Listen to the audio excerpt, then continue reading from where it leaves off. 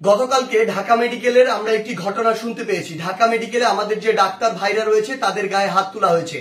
যে যারা হাত তুলেছে তারা কি অভিযোগ করেছে? তারা অভিযোগ করেছে সেখানে নাকি একজন যে পেশেন্ট মারা গিয়েছিল সেখানে ডক্টরদের গাফিলাতি ছিল, ওই ঢাকা মেডিকেলের গাফিলাতি ছিল। এখন প্রশ্ন হচ্ছে যে ডক্টরদের বা ঢাকা মেডিকেলের যে গাফিলাতি ছিল কিনা এটি নির্ধারণ আপনি কিভাবে করতে পারেন, কোন এক্সপার্টিজের ভিত্তিতে এটি নির্ধারণ করতে পারেন এবং এই অথরিটিটা আপনাকে কে দিয়েছে? যদি কোনো গাফিলাতি থেকে থাকে, ডক্টরের হোক, প্রশাসনের হোক, কিংবা যে কারো হোক, কিংবা কর্তৃপক্ষের হোক, অবশ্যই তার বিচার হবে। তার বিচার একটি প্রক্রিয়াধীন প্রক্রিয়া হবে, একটি তদন্তের মাধ্যমে হবে। সেই অভিযোগটি আপনি বিএমডিসি তে করতে পারেন কিংবা সেই অভিযোগটি আপনি প্রশাসনের কাছে করতে পারেন।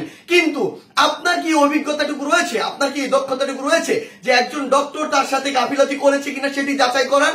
আমাদের সবচেয়ে বড় এখন যে সমস্যাটি হয়ে গিয়েছে, আমরা এই বাঙালিরা অধিকাংশ ক্ষেত্রে অধিকাংশ বাঙালি নিজেদেরকে সব জায়গার দক্ষ মনে করি এবং সব জায়গায় নিজের নাক গলাতে যাই।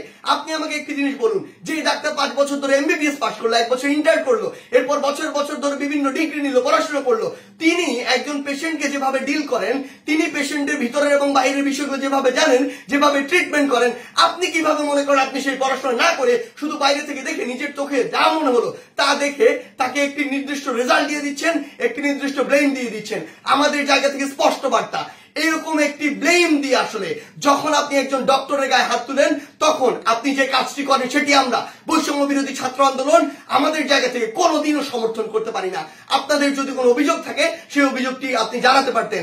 আমরা জানি আমাদের এই পুরো প্রসেসটিতে, এই ছাত্র জনতার অভ্যুত্থানে ডক্টররা কিভাবে ওই হসপিটালের ভিতর থেকে, ওই ইমার্জেন্সি থেকে তাদের ভূমিকাটি রেখেছে।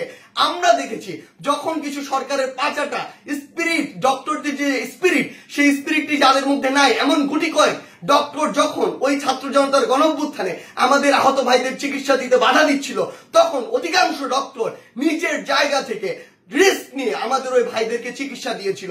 এমন অধিকাংশ ডক্টর রয়েছে যারা ডক্টরদের স্পিরিটটি ধারণ করে এবং আমাদের এই পুরো সময়টিতে আজকে পর্যন্ত আমার হসপিটালে যে আহত ভাইগুলো রয়েছে তাদেরকে নিরবিচ্ছিন্ন সেবা দিয়ে যাচ্ছে, নিজের কথা চিন্তা না করে।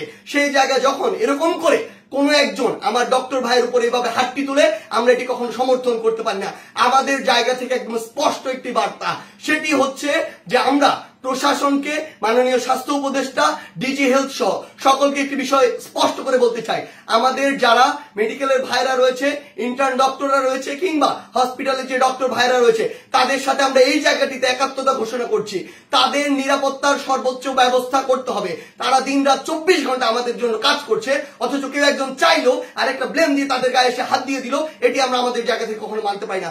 আমাদের জায়গা থেকে একটি স্পষ্ট বার্তা হচ্ছে তাদের এই নিরাপত্তার ব্যবস্থাটি করতে হবে। এবং গতকালকে ঢাকা মেডিকেলে যদি ওই পেশেন্টের মৃত্যুর জন্য কোনো কর্তৃপক্ষের হোক, ডক্টর হোক গাফিলাতি থেকে থাকে, তদন্ত সাপেক্ষে তার যেমন বিচারের আওতায় তাকে আনতে হবে। কিন্তু গতকালকে ওই আমার ডাক্তার ভাইয়ের গায়ে যে হাতটি তুলেছে, অপারেশন থিয়েটার থেকে বের হওয়া একজন ডক্টরকে, তার অবশ্যই দ্রুততম সময়ের মধ্যে তাকেও গ্রেফতার করে তাকেও বিচারের আওতায় আনতে হবে। আমাদের জায়গা থেকে স্পষ্ট একটি বার্তা, আইন নিজের হাতে তুলে নেওয়ার মতো অন্যায়টি যদি আপনি করেন তাহলে আপনার পক্ষে কোনোদিন আমাদের অবস্থান থাকবে না। ধন্যবাদ।